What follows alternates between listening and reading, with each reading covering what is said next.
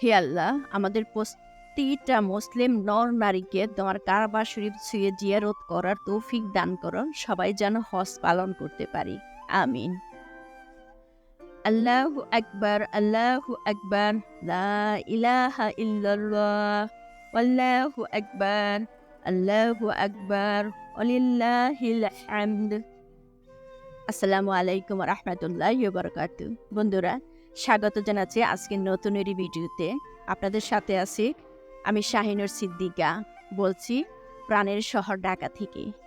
শুরুতে যে তাকবীরে তাশরিফটি বললাম, এটা আমাদের প্রতিটা মুসলিম উম্মার জন্য খুবই জরুরি।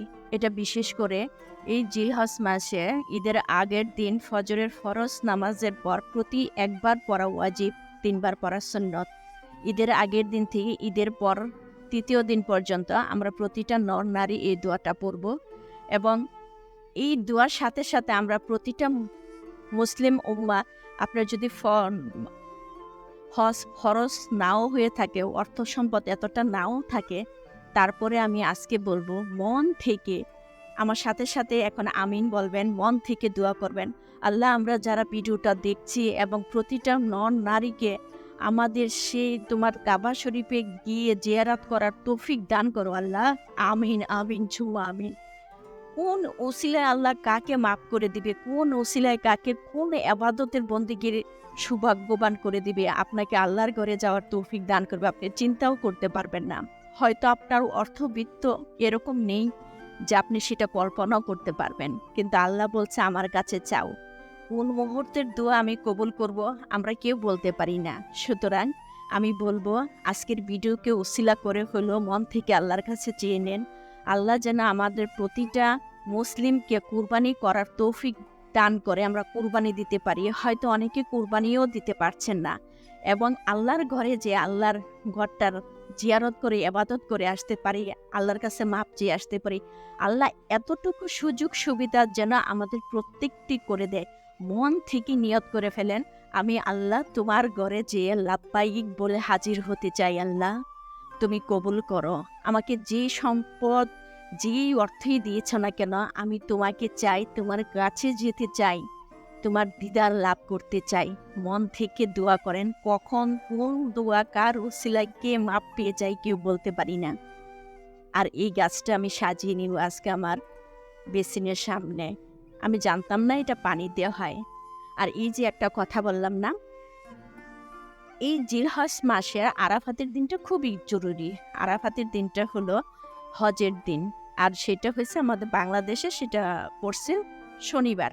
আর এই আরাফাতের রোজার এতটাই ফজিলত, বলা হয়েছে এর পূর্বের 1 বছরের গুনাহ এবং পরবর্তী 1 বছরের গুনাহ আল্লাহ মাফ করে দিবেন। সুবহানাল্লাহ। এই গুনাহ মাফের উছিলায় নিজেকে এই মাফ করার জন্য হইলো আসুন না আপনি আমি এই রোজাটা রাখি। যেহেতু একটা রোজা রাখা যাবে না, আমরা 2টা রোজা রাখবো, শনিবার এবং রবিবার। জানি না কোন উছিলা করে আল্লাহ আপনাকে আমাকে মাফ করে দিবেন। আল্লাহ আমাদের সবাইকে মাফ করে তখনই তার কাছে নিই। তাহলে এই শনিবারও আপনি রোজা রাখতে পারেন, রবিবারও থাকতে পারেন। যারা যারা রাখার মতো শরীর সুস্থ আছে আমি তাদেরকেই বলবো। আর এই যে এই হেঁটে, এটা তেলাপোকার ঔষধ। এটা হচ্ছে আমি মারিয়ার লাইফস্টাইল ব্লগে মারিয়াকে দেখেছিলাম, অনেক উপকার পেয়েছে। এটা আমি নিয়ে আসছি, মানে বিভিন্ন জায়গায় দিয়ে রাখবো, এবং কতটা উপকার পাই সেটা আপনাদের সাথে একটু শেয়ার করব। আর এটার সাথে আমার ফিনিশ যে পাউডারটা হচ্ছে সাদা তেলাপোকার, আমি সেটাও দিয়েছি। মানে যতটা কাজ হয় তেলাপোকার এই যন্ত্রণায়, আর মাছির যন্ত্রণায়, আর বাসায় চুলের যন্ত্রণায় মানে অস্থির হয়ে গেছি, কিন্তু যেটা যেভাবে লাঘব করা যায় সেটার চিন্তাই করছি। আর বিশেষ করে আজকে ছোট্ট করে এই ব্লগটা নিয়ে আসছি এই আমলগুলিকে শেয়ার করার জন্য। অনেকে হয়তো জানেন, অনেকে হয়তো নাও জানতে পারেন, বা কবে রোজা রাখতে হবে সেই দিনটা হয়তো ভুলে গেছেন। তারপরে বলবো, যেহেতু আমি একদিন আগে ব্লগটা শেয়ার করছি, আজকে হলো বৃহস্পতিবার, শনিবারে হয়েছে আরাফাতের দিন। আরাফাতের দিন একদিনই হয়, সেটা যেরকম আমরা একদিন আগে সৌদির একদিন পরে রোজা থাকি, ঈদ করি, এরকম না। আরাফাত একদিনই হয়, আর সেটা হলো শনিবার দিন। আপনারা শনিবারে রোজা রাখবেন যারা যারা ইচ্ছুক, আর সাথে রবিবারের 2টা রোজা রাখবেন। 1 বছরের আগের গুনাহ এবং 1 বছরের পরের গুনাহ আল্লাহ বলেছে মাফ করে দিব। এই যে একটা কথা বলছি না, আমরা শুধু উসিলা হয়ে যাব যে কোনো কিছুর। আমরা উসিলা হয়ে এটাও তো আল্লাহকে বলতে পারবো, হে আল্লাহ, তোমার কাছ থেকে এত বড় নিয়ামত পাবো বিদায় আমি শুনেছিলাম, জেনেছিলাম, সেটা নিয়ত করে থেকে ফেলেছি। কে জানে, নিষ্পাপ বান্দা আপনিও হতে পারেন, আমিও হতে পারি। এভাবে নিষ্পাপ বান্দা হিসাবে নিজেকে যদি দুনিয়া থেকে অন্তত আশা তো করতে পারি, কবুল করার মানে তিনি। কোন উছিলায়, কার উছিলায়, কোন নিয়তের উছিলায়, কোন বিন্দু মাত্র নেকের উছিলায় আমরা মুক্তি পাবো? আমরা তো চাই পরকাল, তাই না? তা আসুন আপনি আমি যতটুকুই জানি এতটুকুই আমল করি। জানার মাঝে কোনো বাহাদুরি নেই, আমল করার মাঝে বাহাদুরি আমি কতটুকু করতে পারলাম। আপনাদের সাথে কথা বলতে বলতে আমি চিংড়ি মাছের একটা ভর্তা করব। এটা পেঁয়াজ, রসুন, মরিচ, চিংড়ি মাছ, গোড়া চিংড়ি মাছ দিয়ে আমি এটা ভেজে নিয়েছি। ভর্তাটা বেটে নিব।